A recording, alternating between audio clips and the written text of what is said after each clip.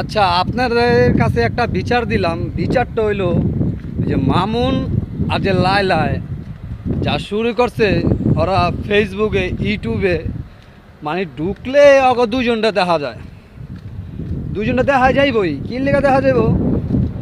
ওরা ভিউ কামানোর জন্য ওরা অনেক কিছু করতেছে, বুঝছেন, অনেক কিছু করতেছে। তো অতএব আমার মনটা চাইলে অগ কিছু করা দরকার। ওরা যেমন টেকাতেও নিতেছে, যেমন ভিউ কামাইতেছে। এটা 2 দিন পর পর একটা করে নাটক। এই যে কিছুদিন আগে রায়লারে মাইরা দইরা তেরা বেড়া বানিয়ে লাইলো, তো মাইরা ধরার পরে এগুলা করলো। এখন আবার একটা নতুন করে নাটক শুরু করছে। এই নাটকগুলো আপনারা দেখতে হইব। তো এখন আর কিছু হইব না কিনা আমি জানি না, কিন্তু আপনারা দেখতে পারবেন সামনে। দুইটাই মিললা 2 মাস পর আবার ঠিকই মিললা যাব।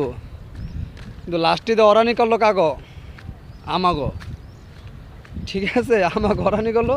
অতএব আমরা ভিডিওগুলো দেখলাম, দেখার পর ভিউ পাইলো। মানুষ কমেন্ট করতেছে, উড়া দুরা কমেন্ট করতেছে, কমেন্ট কইরা মনে করেন বইরা লাইতেছে। তো আপনারা সবাই তো জানেন যে মামুন রায়লার অবস্থাটা কি পর্যায়ে খারাইছে। কালকা দেহি উল্টাপাল্টা যত খারাপ ব্যবহার চলতেছে, সব এগুলা চলতেছে ব্যবহার, উল্টাপাল্টা খারাপ খারাপ ব্যবহার চলতেছে এক দুইটার ভিতরে। অয় অরে বইরা দিব, অয় অরে বইরা দিব। ঠিক আছে, আমার কাছে খুব ভালো লাগছে জিনিসগুলা।